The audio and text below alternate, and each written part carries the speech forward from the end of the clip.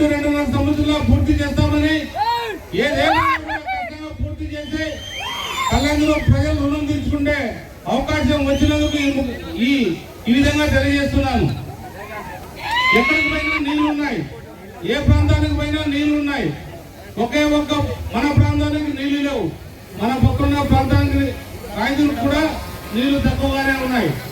ఈ 2 ప్రాంతాలకే నీళ్లు లేని ప్రాంతంగా మిగిలిపోయాయి. మన ప్రాంతం ఎడారిగా మారుతుంది. ఎక్కడ పోయినా ఇసుక దిబ్బలు కూడా కనబడుతున్నాయి. అన్ని విధాలకు కూడా మనం బాగున్నాం. ఒకే ఒక్క చోట వెనుకబడ్డామంటే అదే అభివృద్ధిలో. ఈ అభివృద్ధిని ఖచ్చితంగా చేయాలి.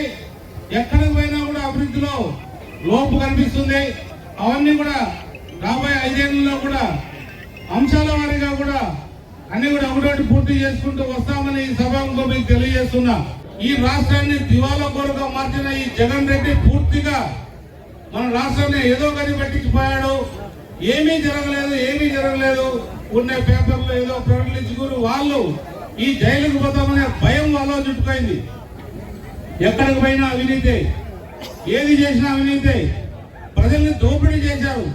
మీరు కూడా మన ప్రాంతంలో చూస్తున్నారు. ఎంత అవినీతి జరిగిందో మీకు బాగా తెలుసు. ఎక్కడున్న భూములు లాక్కున్నారు, ఉద్యోగాల్లో కమిషన్ పెట్టుకున్నారు, వాటాలు పెట్టుకున్నారు. అలాగే కాంట్రాక్టర్లు భయపడి ఉన్న పనులు కూడా చేయకుండా పరిగెత్తిపోయే పరిస్థితి వచ్చిందంటే ఈ అభివృద్ధి కాకపోవడానికి ముఖ్య కారకులు ఇక్కడ పరిపాలించిన వైఎస్ఆర్ పార్టీ నాయకులను తెలియజేయాలి. ఖచ్చితంగా ప్రజలు వాళ్ళకు తగిన గుణపాఠం చెప్పారు. వాళ్ళు అనుకుంటున్నట్టు వాళ్ళకి 40% ఓట్లు పడతాయని జనం విరమించారు. అది పూర్తిగా తప్పు. ఒక్కసారి మన కార్యకర్తలు నాయకులు కూడా మీరు ఆలోచన చేయాలి.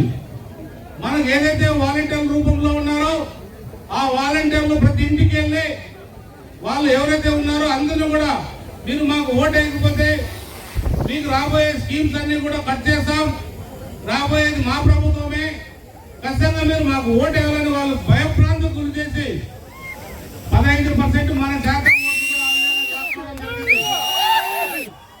కాబట్టి వాళ్ళకు మిగిలింది 25%. For more videos like this, subscribe Big TV channel.